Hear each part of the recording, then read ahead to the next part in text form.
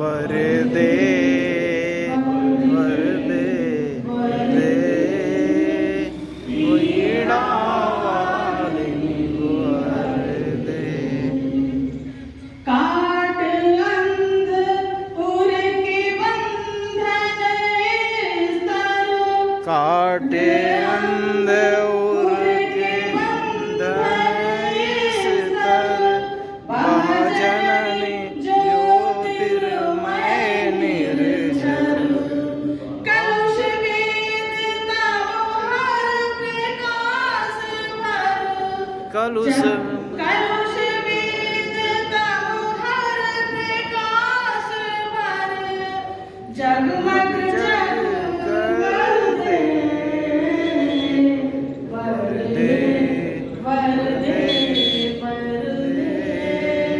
वीणा वालिनी वरदे प्रिय स्वतंत्र रहो अमृत मंत्र रहो प्रिय स्वतंत्र रहो अमृत मंत्र रहो भारत में भर दे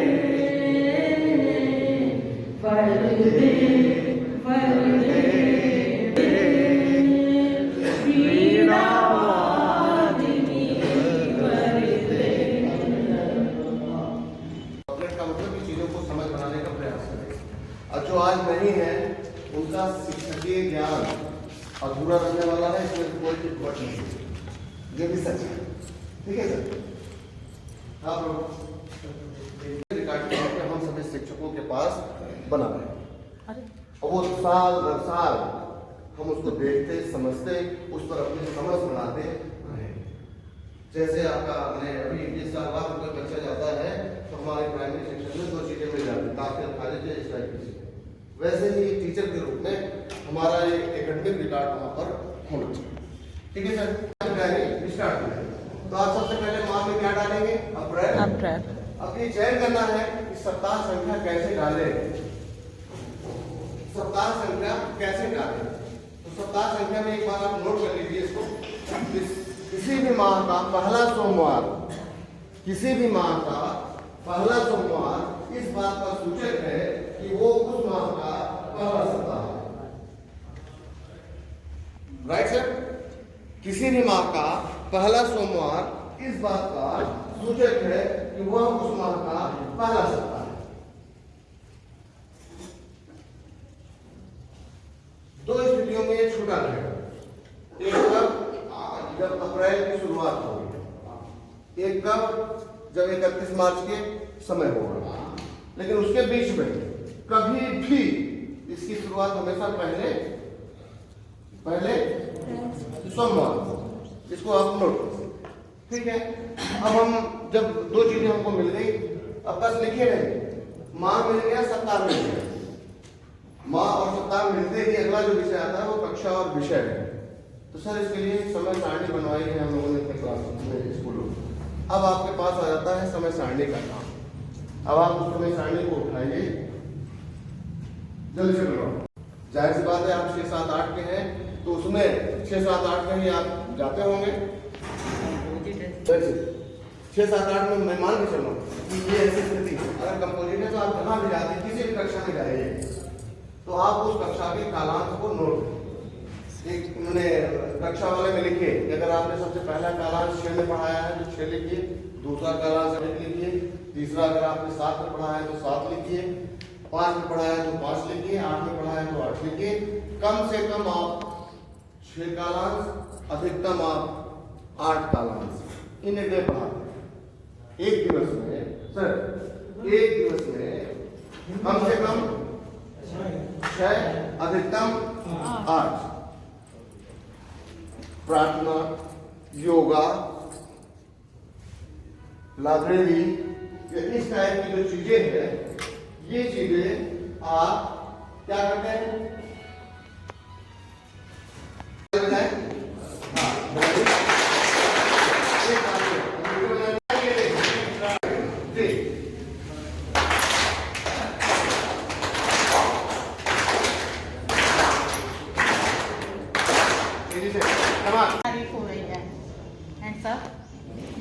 लिए सर छोड़ो।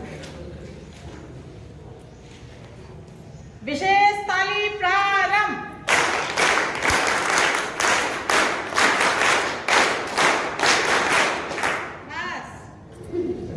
मतलब इसको 3 के बाद बजेगी तो उसको कसम दे के रोका भी जा सकता है। अच्छा हम कहेंगे अच्छे अच्छे, आप लोग कहेंगे अच्छे अच्छे अच्छे अच्छे बोले गुड गुड, आप बोलेंगे good good good good good good. जिस हिसाब से आपने मेहनत करी, हम लोगों को समझाया है, उस हिसाब से आपका वेरी गुड नहीं आया है। आपका मतलब आकलन जो है ना अभी 20% ही है। वो वेरी गुड। डायरी का आपका सत्र रहा है, वो मुझे लगता है 5 बैच बेहतरीन रहा। मैंने पहले दिन आप लोग की तारीफ कर दी, तो दूसरे दिन मुझे उसका आउटपुट दिखा 2 बजे के बाद, जो कि बहुत ही खेदजनक रहा। ठीक है, ये अच्छी बात नहीं है। हम नौकरी कर रहे हैं तो उसको ढो नहीं रहे, उसमें हमारी ईमानदारी होनी।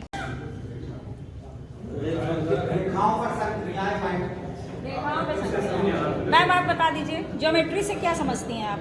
जियो मतलब कि जैसे भूमि, ये मतलब मापन। बैठ जाइए, मैम ने बता दी। वर्ड में एक ही मतलब होता है, और मैथ्स में तो खासकर मतलब या होता ही है या तो नहीं होता है, और होता है तो वही होता है ना, उसको हम 10 वाक्यों में नहीं लिख सकते। तो मैम ने जैसा बताया, ज्यामिति को कहते हैं जियोमेट्री। जियोमेट्री जो 2 शब्द से मिलकर बना है, जियो और मेट्रो। जियो मतलब होता है भूमि या अर्थ जिसपे हम हैं, और मेट्रोन मतलब होता है मापना। तो सीधा सा मतलब हो गया ज्यामिति का, भूमि को मापना। तो ज्यामिति मैथमेटिक्स का एक ऐसा ब्रांच है, एक ऐसी शाखा है जिसमें हम मापन से संबंधित चीजें पढ़ते हैं। कह सकते हैं? ठीक है, ठीक। अब क्लास में 6, 7, 8 जब आप पढ़ाते हैं ज्यामिति, तो सबसे पहले जैसे हमने हर सत्र में देखा, हम ये वीडियो की ट्रेनिंग लेने आए हैं, तो बच्चों को मूलभूत क्या दिक्कतें आती, क्या समस्याएं आती किसी पर्टिकुलर टॉपिक से, वैसे ही चलेंगे ज्यामिति में। 1 मिनट की आप सोचिए, 7-8 में जब हम पढ़ा रहे हैं तो ज्यामिति में क्या समस्या आती है, 1 मिनट सोच लीजिए और अपने नोट कर लीजिए।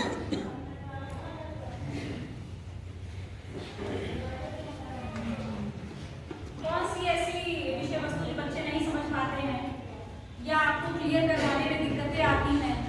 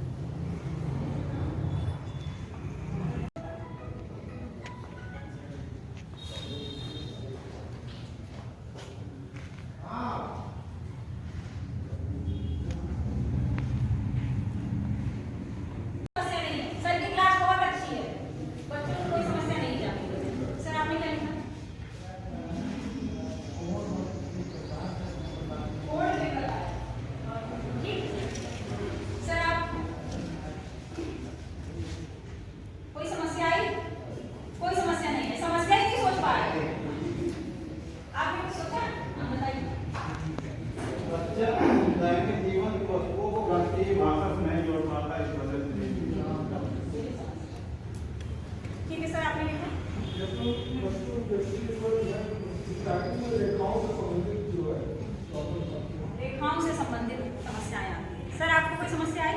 नोट पैड वगैरह लिखाइए, बताइए।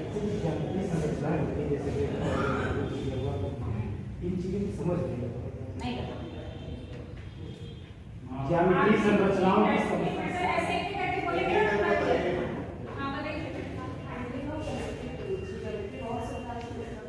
पहले तो रखते ही नहीं है, और रखते हैं तो ज्योमेट्री बॉक्स तो आती है। जो नहीं सीखेगा वो बच्चों को क्लियर परसेप्शन नहीं होता है एंगल्स और प्लेसमेंट्स का, कैसे भी रेखा को बोलते हैं, कैसे भी गोले को गोले बोलते हैं। तुमको जब आप बताते हैं एक लाइन बताइए, उनको क्लियर परसेप्शन नहीं होता चीजों की वो समझ। देख नहीं पाते, समझ नहीं आपको उनको ये भी समझ में आता है कि लाइन अगर आप बोल रहे हो कि इतने सेंटीमीटर हमको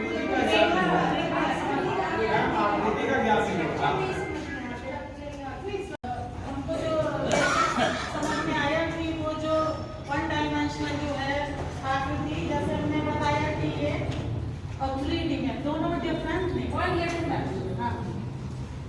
डायमेंशनल नहीं, 2 डायमेंशनल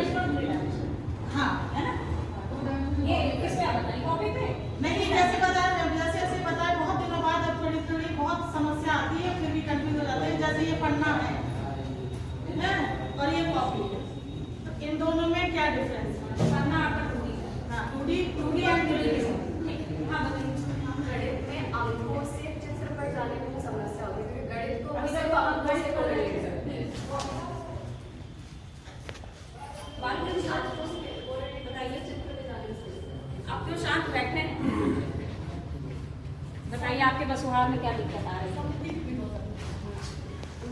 ज़्यादातर बच्चे बड़ों समझ में नहीं आता उनको आकृति में और नाप में। जैसे मान लिया हम नाप नहीं बता पाते हैं 1 सेंटीमीटर मीटर और ये मान लिया कि इंच में चपटे से नाप। यूनिट्स में, हाँ यूनिट्स में इकाइयों में वो समझ में उनके नहीं आ पाता है। सर आपने कुछ लिखा? चित्र नहीं बना पाते। इकाइयों को कन्वर्ट करना। जब कुछ चित्र बनाते हैं तो दोबारा से चला जाते हैं। ये तो सर अलग तरह की दिक्कत है, मतलब उसकी अवधारणा की दिक्कत है। आपने सममिति में भी है। कोण और प्रकार जब से बनवाते हैं तो लाइन ऐसे कोण बना लेते हैं जैसे उससे सरकार ने कुछ नहीं कहा, तो श्वेता मैम ने बोला था। नाम से पहले बात बताया जाए लंबाई चौड़ाई ऊंचाई आकृति के विषय में, तो वो उसको कॉन्सेप्ट नहीं समझ पा वो रहे। देखिए नहीं पाते। विजुलाइज नहीं कर पाते, बहुत जैसे बच्चे नहीं समझ पाते। किसने नाम? मीटर पे हुआ परसेंट वो सर ने बता दिया इकाइयों के प्रयोग में जो कन्वर्ट करते हैं मीटर सेंटीमीटर। रचनाओं में आती है, रचनाएं बच्चे मतलब रचना करने में उनको बहुत दिक्कत होती है। जब आ जाता है कि इनकी भुजाएं और इतना कोण, तो बच्चे बहुत कंफ्यूज होते हैं। और चतुर्भुज के प्रकार जो है जैसे कि स्क्वायर है, रेक्टेंगल है, और उसके बाद भी जो और जो डिफरेंट टाइप्स हैं उनमें वो बहुत कंफ्यूज होते हैं।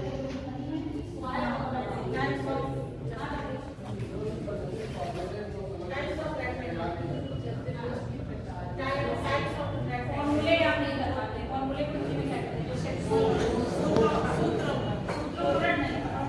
जो पाई आप ले आए हैं तो आप इसकी चर्चा करेंगे। देखिए सर पाई आ गया, मैं नहीं लाई।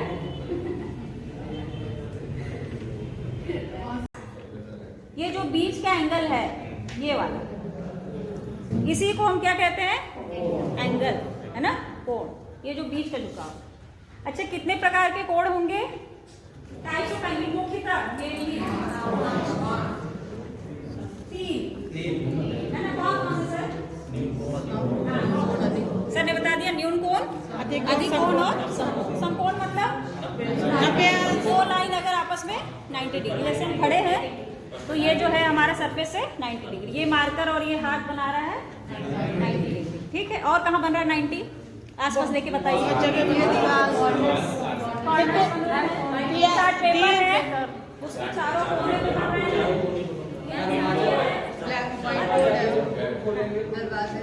तो आपने अपने क्लास में से बच्चों को बताया? जी मैडम बताया।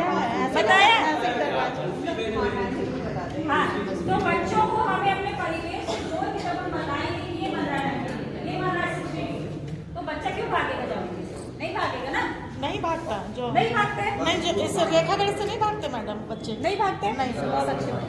90 डिग्री से जब हम इसको, है ना, यानी ये 0 है, ये 0 है, तो 0 से लेके ये जितने एंगल बन रहे हैं, एंगल चेंज होते जा रहे हैं ना, ये जितने एंगल बने ये सभी एक्यूट एंगल है ना। ठीक है, अब 90 डिग्री है, 90 डिग्री से ऐसे जब एंगल चेंज होता गया और ये हमारा बन गया स्ट्रेट लाइन 180 डिग्री। तो 90 से 180 डिग्री के बीच में जितने एंगल है वो ऑब्वियस एंगल आ गए आपके अधिक। क्लियर है? ठीक है, तो ये टाइप्स ऑफ एंगल्स होते हैं। तो एक मेन समस्या आता है 2D और 3D। जैसे मैम ने कहा था कि बच्चे 2D तो समझ रहे हैं, कॉपी पे जो उनको हम बता रहे हैं वो समझ रहे हैं, लेकिन 3D में जब हम उन्हें ले जाते हैं तो समस्या आती है। 3D में सर क्या क्या है आपके टॉपिक्स में, क्या क्या पढ़ाते हैं?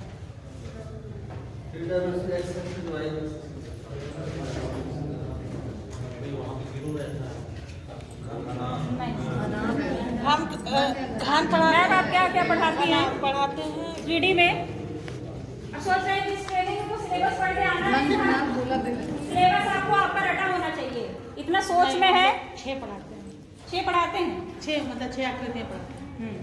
सर आप बताइए 3D में क्या क्या पढ़ाते हैं? धन घनाभ और गोला। इसके अलावा कुछ पढ़ाते हैं?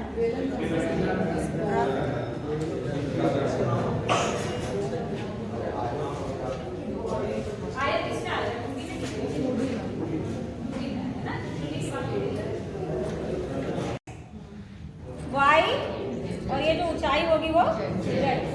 होगी ना, एक्स वाई और जेड। तो जो हमारा 2D में एक्स और वाई था, अगर इसमें हम तीसरा ये भी आ गया कोऑर्डिनेट, तो यही हमारा हो गया ग्रिड, है ना। हम यहाँ बैठे, ये 2D है कि 3D है?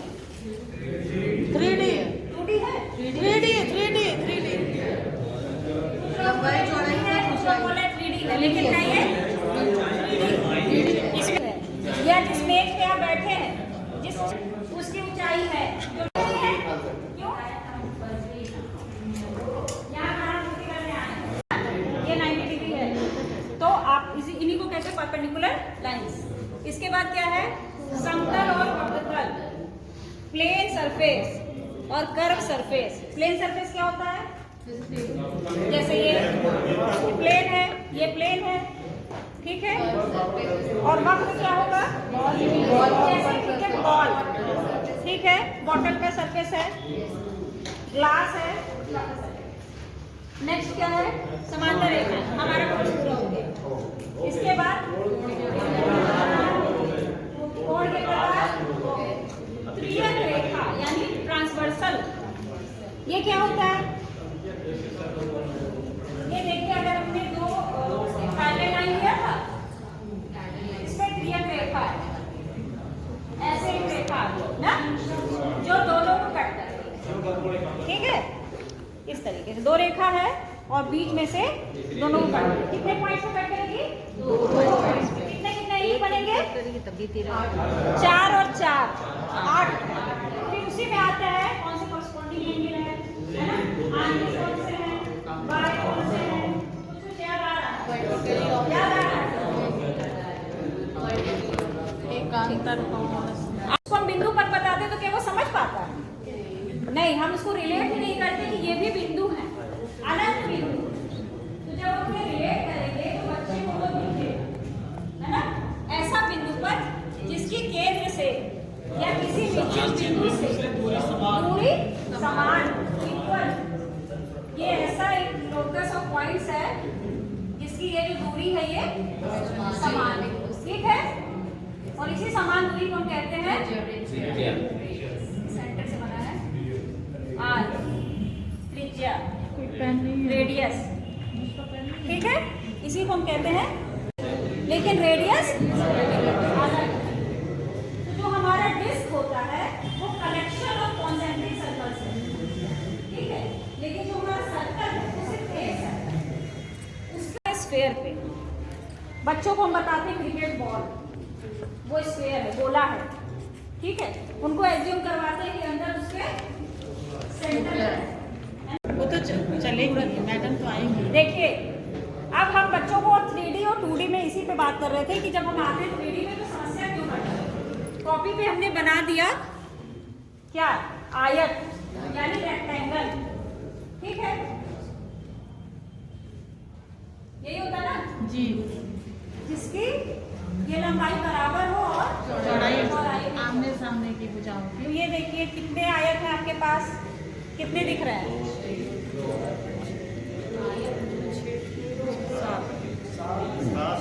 7 है, 7 1 2 3 4, ये 4 एक बराबर है, और 1 2 ये भी आयत है, ये भी आयत, स्क्वायर नहीं आयत है, 6 चारों भुजाएं बराबर नहीं, आयत। तो कुल कितने हैं, 6 8 कहाँ से, देखिए 1 2 3 4 5 6 1 2 3 है ना मैम, तो कितने हैं, 6 आयत।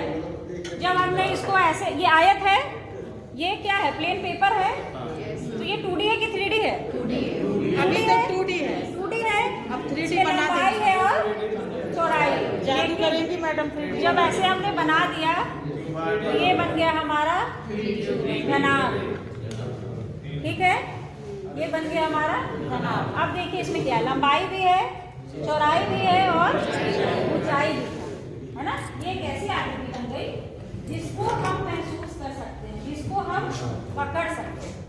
2D आकृति को पकड़ नहीं सकते हाथों में, ये मुख्य अंतर होता है। 3D है, इसको हाथ में पकड़ सकते हैं। ये हमारा घनाभ क्यूबॉइड बन गया और ये 3D है। अभी 2D था, अब ये बन गया 3D। इसमें लेंथ, ब्रेड्थ और हाइट तीनों है। अब इसके बारे में हम घर जाके क्या करेंगे? क्षेत्रफल और आयतन। जरूर आगे वर्ग। वर्ग क्या होता है? जिसकी चारों भुजाएं बराबर। इसमें कितने वर्ग दिख रहे हैं आपको? 6। इसमें भी 6 तो इसमें भी 6। 6, ठीक है। इसमें बराबर। हाँ, इससे ये पता चल रहा है 6 है। तो 6 जो आपको 2D में दिख रहा था वही आपका 3D में 6 सरफेस उसके होंगे।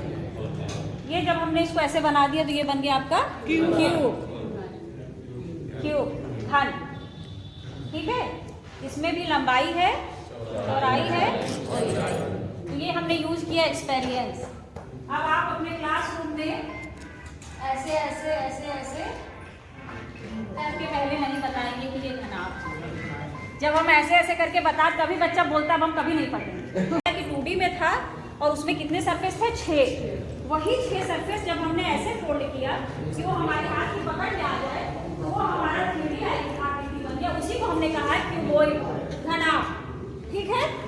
तो उसके बाद हमने पहले एक्सपेरियंस, फिर हमने उसको अपने लैंग्वेज से कनेक्ट किया कि ये घनाभ है, ये घन है, तो L हो गया लैंग्वेज। उसके बाद हम गए P। उसके बाद हमने ड्रॉ किया व्हाइट बोर्ड पे पिक्चर, और इसके बाद हम देते हैं सिंबल, ठीक है। ये घनाभ है, इसका ये वॉल्यूम होता है, ये क्षेत्रफल होता है। यही क्यूब है, इसका ये क्षेत्रफल होता है, ठीक है। तो आप लोग इसका प्रयोग क्यों नहीं करते? ज्यादा से ज्यादा करते हैं। खुद बनाइए भी ऐसे TLS आने से नहीं, ठीक है। ये भी 2D आकृति थी। जब हमने इसको ऐसे बनाया तो ये बन गया हमारी 3D। इसी को कहते हैं TLS एंड सो ऑल। बहुत सारे हैं इसमें। तो इस तरीके से जब हम बच्चे को, जैसे सबने बताया, व्यास भी व्यास है, ये भी और सबसे बड़ी जीवा है, सबसे बड़ी। इसको जानने के लिए आपको मच्छर जाना चाहिए। सबसे बड़ी जीवा है।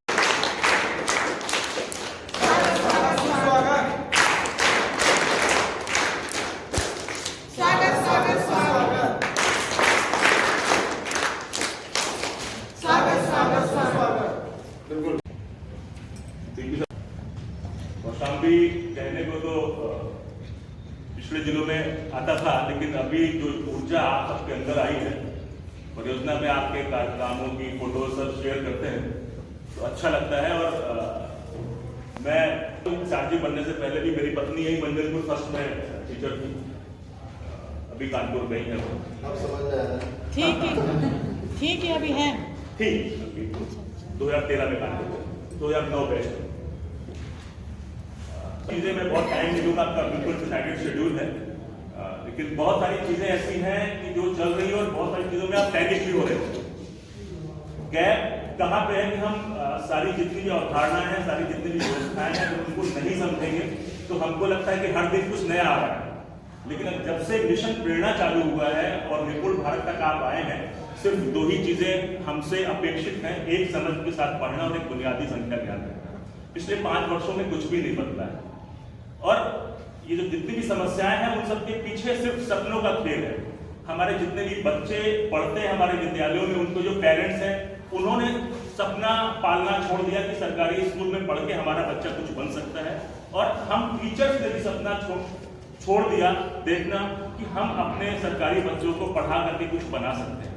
तो ये सारी कवायद उस सपने को जिंदा करने की है, अपने एटीट्यूड को चेंज करने की है। जैसे ही हमारा एटीट्यूड पॉजिटिव होता है, एटीट्यूड बदलेगा, एक्ट बदलेगा तो रिजल्ट बदलेगा। तो हमें सोचने का तरीका बदलना पड़ेगा और हर दिन कुछ ना कुछ पॉजिटिव करना है। आपका मैथ्स का वर्कशॉप है, एक सिंपल सा थ्योरम है कि अगर आप 1.0 पे बैठे और 0.01% चेंज हर दिन लाते हैं तो 365 दिनों में आप अपनी पूरी पर्सनालिटी को 37% ट्रांसफॉर्म करते हैं। लेकिन अगर आप 1% भी नीचे जा रहे हैं तो आप 1500 गुना 1 वर्ष में नीचे जाते हैं। तो वो पॉजिटिव एटीट्यूड हमें अपने अंदर रखना होगा, चीजों को बदलना पड़ेगा। 92% क्रिएटिव होता है बच्चा और एक वयस्क में 12% क्रिएटिविटी होती है, ऐसा नासा कहता है। तो हम उस क्रिएटिविटी को एक डायरेक्शन देने का काम करें। हम नदी के तटबंध रहें, पानी को बहने दें, फ्री फ्लो होकर बच्चे को सीखने दीजिए। आप केवल डायरेक्शन देते रहिए और क्या व्यवस्था सही चल रही है या गलत चल रही है इस पर टिप्पणी करने का अधिकार हमको तब है जब हम इन सारे मॉड्यूल्स को, इन सारी संदर्शिकाओं को बेहतर तरीके से समझते हैं। तो पहले हम उनको समझें, फिर देखें कि हाँ इसमें जितने भी लोग, अभी मैं कक्षा 3 और 2 का मॉड्यूल लिख रहा था, तो संदर्शिका आपने पिछले वर्षों में देखी, नई भी आ रही है। तो ये किसी एक का इनोवेशन नहीं है। आप सबसे सर के माध्यम से स्टेट तक जाते हैं, उनको हम लोग कहीं ना कहीं एकोमोडेट करते हैं, एक्यूमुलेट करते हैं, अपनी चीजों में डालते हैं। तो ये सब एक सामूहिक प्रयास है और कभी भी कोई इंडिविजुअल नहीं जीतता है। आज अगर कौशाम्बी बेहतर कर रहा है तो ऐसा नहीं कि डीपी सिंह अच्छा कर रहे हैं, कानपुर अच्छा कर रहे हैं तो मेरा रोल नहीं, वो रोल आपका है। हम सब जब मिलकर काम करते हैं हमेशा टीम जीतती है। तो हम एक टीम बने रहें और बेहतर करें, कौशाम्बी बेहतर करें, सबसे पहले निपुण जनपद बने, ऐसी मेरी शुभकामनाएं। धन्यवाद। कानपुर नगर से पहले बोलने नहीं देंगे। Clap. Good good very good. Good good very good. Good good very good. जब दो समानता रेखाएं तिरछी एवं काटती है तो आपको बच्चों को बताना है कौन कौन से कोण। पहले क्या होता था, पहले बताते थे ये संगत है, ये कांतर। आप सीधे बच्चों को बताइए कौन कौन से कोण बराबर है, उसके बाद उसको संगत और एकांतर बताइए कि ये संगत है, ये एकांतर है। ये बच्चों को सर्टिफिकेट लगी, इसका इस्तेमाल जरूर कीजिएगा। और घर में भी अगर आपके बच्चों को एकदम क्लियर हो जाए। क्योंकि हम लोग पढ़े हैं क्या, सर आते थे 2 लाइन बस, तिरछी निगाह, तिरछी क्रिया रेखा कीजिए, तिरछी निगाह गए हो, बताओ इसमें एकांतर का और संगत का, तो आप इसे बता सकते हैं। तिरछी नजरिया से है क्या कुछ? नहीं, तिरछी नजर के खड़े हो जाओ, अच्छा बताओ इसमें संगत को कौन सा एकांतर, कंफ्यूज लगा। समझ लेते थे, ये तो हम लोग कभी नहीं देखे। आप बच्चे को देखेंगे वो लेकिन मैम उस समय आप समझ ली थी ना, लेकिन आपको 20% आया होगा। सर और भी डिटेल में बता दीजिए, इसका और भी बता दीजिए कैसे यूज होगा। इसकी बहुत ये नहीं, बाकी और फील्ड में बहुत सामान है। बस इतना ही है, इतना ही वो है जो अब ये ज्यामिति में सबसे ज्यादा क्यूब का क्यूब का इसका नहीं, इसका तो सर क्यूब जो है छोटे छोटे वो ब्लॉक्स आप गिनने में इस्तेमाल कर सकते हैं। ना उसकी वॉल्यूम और वो निकालने में करते हैं। नहीं उसके लिए नहीं है। किसके लिए है वो? उससे वॉल्यूम कैसे निकालते हैं? इसके लिए उसके जोड़ के, इसको नहीं सर, ब्लू कलर के जो वो गिनने के लिए तो रीजनिंग में आता है ना, जब वो भर जाते हैं इसके बीच एंगल बता सकते हैं। इस समय आप कितने एंगल, कितने का, अब सुनिए कितने बजे है, एक मिनट बता रहे कितने बजे है, बस 30 से गुणा कर दो, एंगल निकल आएगा 30। कितने बजे है, 36 से कि 30 से? 30 से गुणा कर दो, 30 से कितने हैं, 30 से गुणा कि 36 से?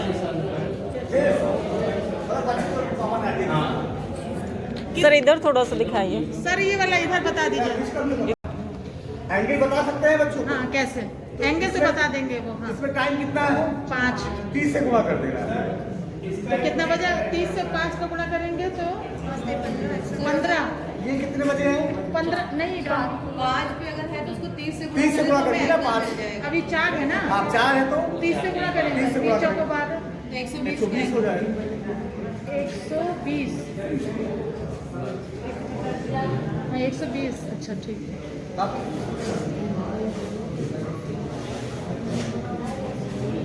ये कितने बजे है, 7 है ना, 21 210। अब एंगल इसमें 2 बनेंगे, 210 इधर बनेंगे, इधर कितना बनेगा, 360 से घटा इधर से काउंट कर लेंगे। अच्छा इधर से काउंट करना है, इधर से भी काउंट करना है। भाई मतलब आपको 7 बजे ना इधर ये एंगल बना, ये वाला करना है। हाँ हाँ, और उधर से कब काउंट करना शुरू करेंगे? नहीं इधर से काउंट कीजिए, 360 इधर ही वाला करते रहे हम लोग। घड़ी की सुइयों के बीच में अगर एंगल बताना है बच्चों को, तो इसके लिए 2 स्थितियां होती है। पहली एक स्थिति जब पूर्णतः की स्थिति, अर्थात जब आपकी घड़ी में एकदम फिक्स टाइम हो, जैसे 8 बजे हैं, 4 बजे हैं, 3 बजे हैं, एकदम फिक्स हो, केवल बजे हो, मिनट ना हो, उस कंडीशन में जैसे 3 बजा और क्वेश्चन पूछ रहा है, बताइए घड़ी की सुइयों के बीच में कितने डिग्री का कोण बन रहा है, तो इसमें जो बजा हो उसमें 30 का थोड़ा कर देना, 90। अगर 4 बजे घड़ी की सुइयों के बीच में कोण पूछे तो 4 × 30 120 पूर्णतः की स्थिति में। और जब यही मिनट में हो, जैसे 4:20 में आपसे पूछे कि घड़ी की सुइयों के बीच में क्या कोण होगा, 4:20 लगभग यहाँ पर एक थोड़ा सा ये तो होगा। तो उस कंडीशन में 20 मिनट आप 4 बजे और 20 मिनट ऐसे होता है, तो जो घंटा है उसमें आप 30 का गुणा करिए, और मिनट वाले में आप 11/2 का गुणा करिए, 11/2 और इन दोनों के बीच का अंतर निकालिए। तो 4 × 12 120 माइनस 11 110, 120 में 110 घटाएंगे तो 10 डिग्री का कोण आएगा। 4:20 में घंटे और मिनट की सुइयों कर दी जाएगी। मैं भी बता रहा हूँ, नहीं वो आप इसे सुनाई नहीं दे रहा, यही हमें बता रहा है तीनों क्षेत्र पर। तो जब आप ये कॉन्सेप्ट देंगे तो बच्चा श्योर है कि फार्मूला जल्दी नहीं भूलेगा।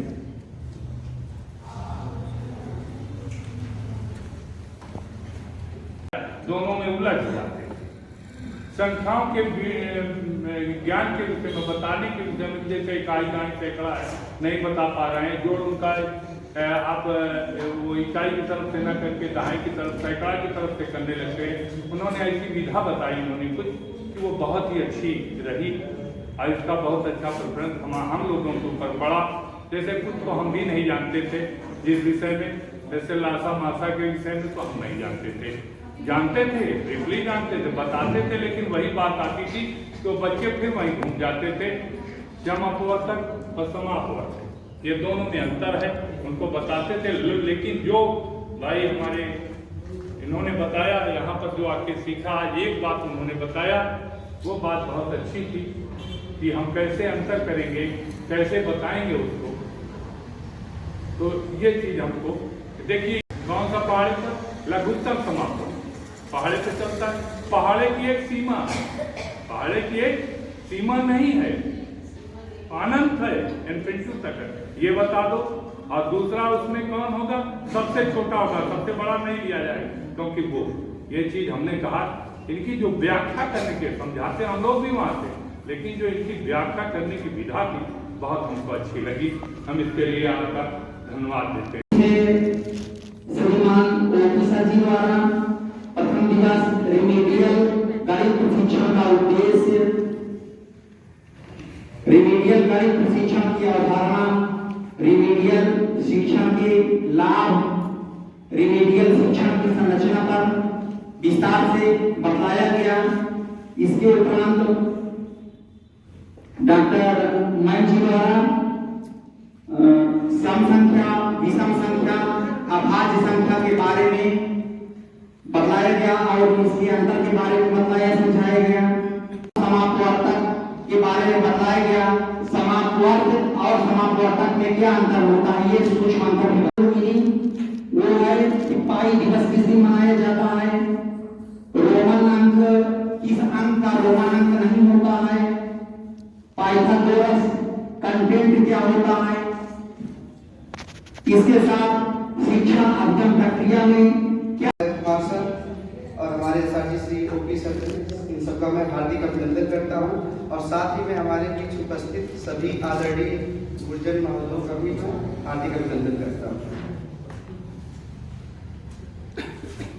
अब जहां तक शिक्षण की बात है, ये तो एक अनवरत प्रक्रिया है, हम लोग प्रतिदिन अपने शिक्षण कार्यों में सीखते हैं, और यहाँ तक कि प्रतिदिन सीखने में हमें अपने अंदर कुछ ना कुछ कमी महसूस भी होती है, और छोटी छोटी ऐसी संकल्पनाएं होती हैं जिसको हम सोचते हैं कि हम लोग सही कर रहे हैं, लेकिन उसमें भी हमारी गलतियां होती हैं। अभी एक भाग ही एक ऐसी संक्रिया है जिसमें MSc हो जाती है, सारी डिग्रियां मिल जाती है, लेकिन भाग भी ठीक ढंग से उसमें इतनी गूढ़ता है तो भी हमें ठीक ढंग से पूरी तरह से ज्ञान नहीं होता है। मैं सन 2020 में एक बार इसका उपचारात्मक प्रशिक्षण हुआ था यहाँ पर, तो उसमें मैं संदर्भ चाहता था, तो बीच में यही बात आई कि भाग की क्रिया वहाँ हो रही थी, हम लोग कर रहे थे, कुछ हम लोगों ने सीखा था, तो जो है हम अपने स्तर से उसको बता रहे थे। इसी में बीच में आप ही लोगों में से एक इस समय शायद वो ARP है नेवादा ब्लॉक में, उन्होंने ऐसी चीज बताई जो मुझे नहीं पता थी। तो उस चीजों पे मैंने बहुत गहन मंथन किया, तब मुझे समझ में आया कि भाग भी एक इतनी गूढ़ प्रक्रिया है। तो बहुत सारी ऐसी चीजें हैं जिसमें हम जानते हैं कि हमें आ रहा है, लेकिन वो वास्तव में हमें ठीक ढंग से आ नहीं रहा होता है। जिससे भिन्न है तमाम चीजें हैं। लासा मासा में एक सिंपल सी कंफ्यूजन हो जाती है, कहाँ अपवर्तन लिखना है, कहाँ अपवर्तन लिखना है, तो ये सब चीजें हैं। तो हम प्रतिदिन प्रयास करेंगे बच्चों के साथ, तो प्रतिदिन सीखने का शिक्षक का काम ही आजीवन उसको सीखते ही रहना है। हम लोग आजीवन सीखते रहेंगे और चीज़ों को गहराई से समझकर, और जो भी हमें लक्ष्य विभाग द्वारा समय समय पे दिया जाएगा उसको पूरा करने का हम लोग पूर्णतया पूरी जिम्मेदारी के साथ उसको पूरा करेंगे, निर्वहन करेंगे। इसी के साथ मैं अपने शब्दों को विराम देता हूँ। धन्यवाद। लड़की के परिचय जो है मैम का जान दीजिए आप लोग भी। हेलो मैम, पूरा बताओ आपका शुभ नाम क्या है? मेरा नाम नीलिमा व्यास है। आपके पिताजी का क्या नाम है? मेरे पिताजी का नाम मिस्टर व्यास है। आपकी माताजी का क्या नाम है? मेरी मम्मी का नाम परिधि व्यास है। अच्छा, वो बिंदु आपकी कौन है मैम? बिंदु मेरी छोटी बहन है। अच्छा, तो आपकी बुआ जी का क्या नाम है? मेरी बुआ जी का नाम रेखा और किरण है। बहुत अच्छा बताया। शिक्षण रहा, उसी में हम लोगों ने एक संकल्प लिया संदर्भदाताओं से, मैडम से मोटिवेट हो करके, तो हम लोगों ने संकल्प लिया, उसको मैं एक गीत के माध्यम से प्रस्तुत करना चाहती हूँ। दुष्यंत कुमार जी की एक कविता है, हो गई है वीर पर्वत सी पिघलनी चाहिए और इस हिमालय से कोई गंगा निकलनी चाहिए। सबने सुनी होगी, मेरी भी फेवरेट है, मुझे आती है, बहुत ही ऊर्जा देती है मुझे। तो मैंने क्या लिखा है, हो गई है वीर पर्वत सी पिघलनी चाहिए और इस शिक्षक प्रशिक्षण से उपलब्धि भी अब 100% होनी चाहिए। ताली बजा सकते हैं आप। मेरे स्कूल में ना सही, मेरे स्कूल में ना सही, तेरे स्कूल में ही सही, कौशाम्बी के बच्चों की चर्चा मुख्यमंत्री तक होनी चाहिए। और हो गई है वीर पर्वत सी पिघलनी चाहिए, इस शिक्षक प्रशिक्षण से उपलब्धि भी अब 100% होनी चाहिए। बोर्डमास तो बहुत सिखाया, बोर्डमास तो बहुत सिखाया, लेकिन शर्त यह है कि अब ऋण मिलकर हमेशा धन ही होना चाहिए, ऋण मिलकर अब धन ही होना चाहिए।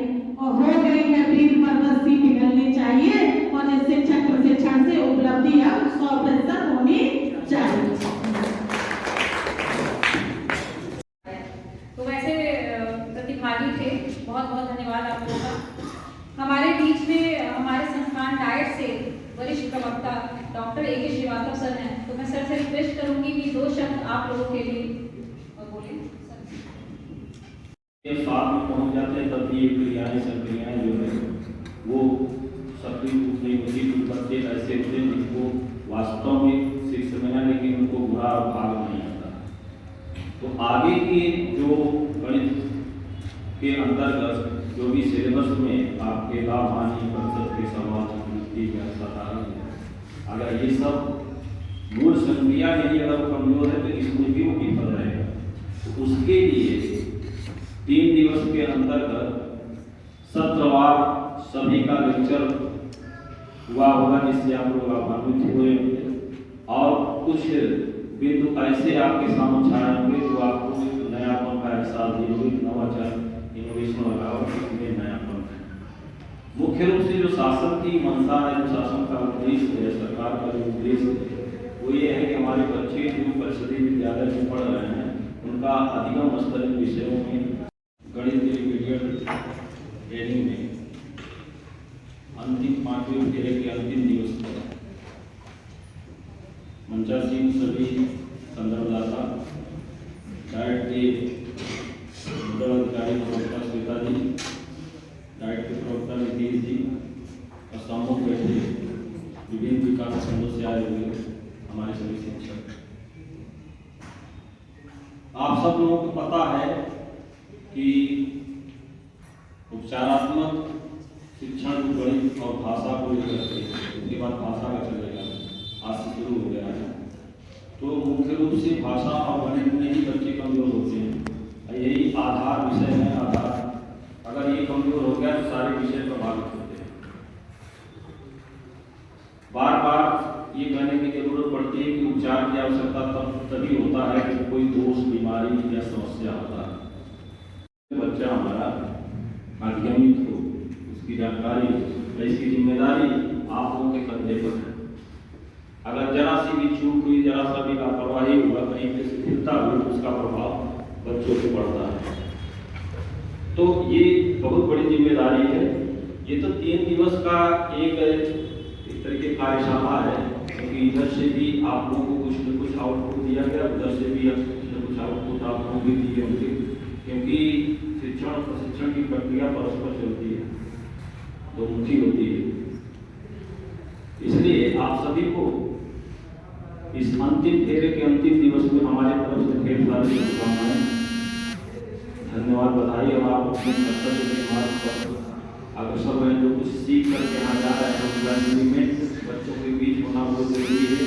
जब वो 100% होगा तभी वो सफल होना।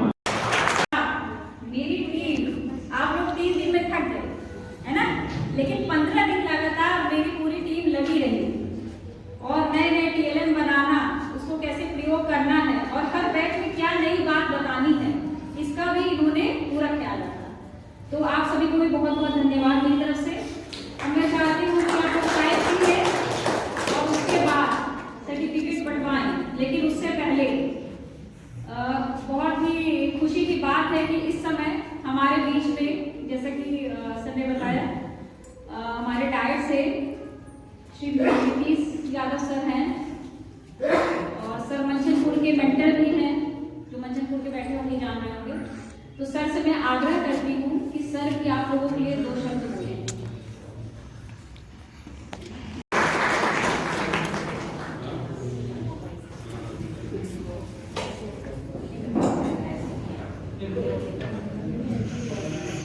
इस प्रशिक्षण में आए हुए परिषद विद्यालय के सभी शिक्षकों का मैं बहुत हार्दिक स्वागत करता हूं और आभार व्यक्त करता हूं कि आप लोग इतनी तल्लीनता से आपने गणित के प्रशिक्षण को पूरा किया, सीखा। और मैं आशा करता हूं कि आपने जितना कुछ सीखा है वह जाने के बाद जो नौनिहाल बच्चे हैं उनको आप गणित की उन विधाओं से परिचित कराएंगे, उनको सिखाएंगे। हम सभी अपनी अपनी जगह पे जहाँ भी हैं उसमें हमारे शिक्षक का बहुत बड़ा और अहम रोल होता है। जैसे कहा जाता है कि अगर एक इंजीनियर कोई गलती करता है तो एक पुल टूटता है, एक नहर खराब हो सकती है, लेकिन अगर एक शिक्षक गलती करता है तो आने वाली कई पीढ़ियां उसका परिणाम भुगतती हैं और बार बार वही गलतियां होती रहती हैं। अमूमन जब मैं याद करता हूँ तो हमारे जो गणित के शिक्षक थे समय के बहुत पंक्चुअल थे और सभी बच्चों से बहुत मित्रतापूर्ण व्यवहार किया करते थे। तो आप लोग भी उसी तरह से कौशाम्बी जनपद में परिषदीय विद्यालय के जो बच्चे हैं उनके अंदर गणित की कमियों को दूर करिए, उनको नए तरीके से सिखाइए, ताकि जो एक गणित का समाज में यह रहता है कि गणित बहुत कठिन चीज है, गणित बहुत कठिन विषय है, लोग आगे चल के हाई स्कूल के बाद छोड़ देते हैं, इंटर के बाद छोड़ देते हैं, उसके बाद बहुत पढ़ा